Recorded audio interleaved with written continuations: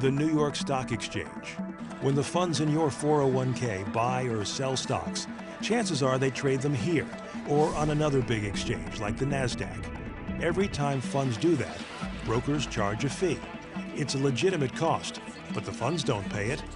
You do. And here's why that matters.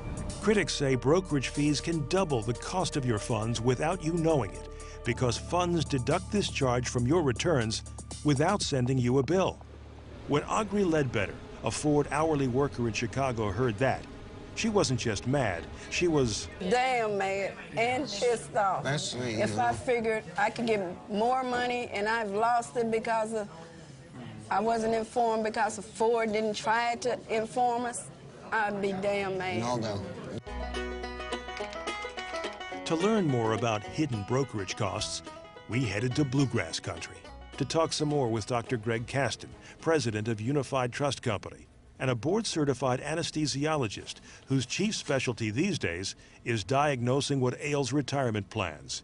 He's assembled a special database that enables him to calculate the impact of hidden brokerage fees in mutual funds. The hidden trading costs, or these what we call these transaction costs, stem from not the plan participants doing any trading, but the actual managers of the mutual funds themselves buying stocks or bonds as they try to manage the portfolios in an attempt to try to outperform the market, which is very difficult.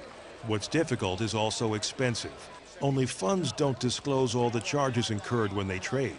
It can, in many cases, double the cost that you think is inside of the fund, and it's not uncommon at all, even in very, very large plans, that it adds 50% to the cost. Ford Motor Company proved no exception. So we asked Dr. Caston to review Ford's 401k plan, one of the biggest plans in the country, with nearly $12 billion in assets. According to data from 2004, the most recent year available, the returns were less than zero, minus 0.4% to be precise. The poor performance was due to a number of reasons, but were hidden brokerage costs one of them? Caston says yes. Caston discovered 0.4% in hidden brokerage costs, which translated into $17.2 million. Over time, that 0.5% can make a bigger difference than you might suspect for each of the workers in the Ford plan. How much of a difference? Maybe 10% of their retirement account balance when they want to retire. Maybe 15% of their ending balance will be gone because they didn't pay attention to those hidden brokerage and trading costs. For Augri Ledbetter, the hidden trading costs added up to an estimated $211. Don't get me wrong, Ford does take care of us. Ford does give us a decent living. But we still don't want to be shortchanged on our stocks and our retirement. In a written statement to Bloomberg News, Ford spokesman Tom Hoyt said brokerage fees are difficult to quantify and cannot be avoided entirely. Every 401k plan incurs these types of fees. A spokesman for Fidelity said, "We provide our plan sponsors full information about fees. We believe our fees are very reasonable." Jerry Schneider didn't escape this fee either. In 2007, the hidden brokerage costs in Jerry's 401k amounted to just over $1,700. That's more than Jerry's annual electricity bill. Jerome Schlichter, a St. Louis-based attorney who has given the industry a wake-up call by filing more than a dozen hidden fee-related lawsuits, says it should be easy to report brokerage fees. Why shouldn't their annual statement say you paid $400 in brokerage commissions last year? You paid 3 cents per share trading costs. It can be done. It's an electronic calculation, but it's not done. In some cases, disclosing brokerage fees won't be easy. As Labor Department officials heard at a recent hearing in Washington, sometimes funds invest in other funds, and that's when it gets so confusing that even the pros can't track hidden brokerage costs. Every trade on this chart costs money, and you can see how they can add up. These retirement plan specialists from Atlanta showed the Labor Department a tangle of investments that resembled, in their words, a Rube Goldberg contraption. Rube Goldberg, and this kind of goes back into the folklore of Americana, was basically, how do I take something very, very simple and make it the most complicated piece known to man? And we're seeing some of that in this chart. I can't tell where it starts and ends. I cannot figure this out, and we advise on plans. That is very scary that we as advisors, registered investment advisors, cannot figure this out. It's a shell game. Here's how that game is played. Take Jerry Schneider's brokerage costs, for example. Are they on his account statement? No. His company's contract with John Hancock Insurance? No. Mutual fund prospectuses? Nope. And what about the annual report? No again.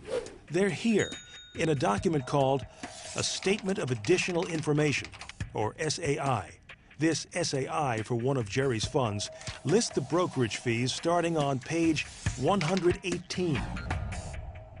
The 401k fair disclosure retirement. House and Senate lawmakers are so concerned about hidden fees that in 2007, they introduced 3 different bills to fix this problem. Remember in The Wizard of Oz when they say, pay no attention to the man behind the curtain? Pay no attention to that man behind the curtain! Because there's a whole scam, there's a whole front going on, and you're not supposed to figure out what's going on behind the scenes. That's what the problem is. So what I think we have to do is pull back the curtain and say, here's how much money your fund earned. Here's how much money the managers took out of it. Here's how much money you got left over. The bill introduced by the House Education and Labor Committee has already gotten over one big hurdle. In April 2008, it passed in committee, and that was over Labor Department objections. That participants generally are not going to benefit from voluminous, lengthy disclosures. The Labor Department wants revenue-sharing fees and other financial conflicts of interest reported, but objects to demands from Congress that all fees be disclosed. The mutual fund industry prefers things stay the way they are now, and critics say that's not surprising. Americans have more than $3 trillion in 401ks, and a big chunk is managed by mutual funds. Hidden fees amounting to just 1% means $30 billion in revenue for the industry. The investment company Institute, which represents mutual funds, is warning that a law requiring the full disclosure of fees could do more harm than good. It would, at the very least, become extremely costly and difficult for mutual funds to be offered to employee benefit plans. This debate comes at a critical time. Unless 401k balances climb a lot higher, more and more Americans could be forced to work in their golden years to make ends meet, because Social Security isn't enough to live on. And as SEC Chairman Cox put it, pension plans are going the way of the 8-track tape. Fees can make the difference between having a comfortable nest egg and joining the ranks of the elderly unemployed. You know, we can't be absolutely certain about a lot of things in the stock market. But the one thing that I am completely certain of is the more the fee I pay for the provider of the product, the less there will be for me. And Jerry Schneider? He admits he still gets a little steamed when he thinks about all the money he's paid without knowing it. But he says his chief concern these days is for his kids. The younger generation isn't going to have Social Security. I mean, that's going to get knocked out sooner or later. And so all you have is the 401k.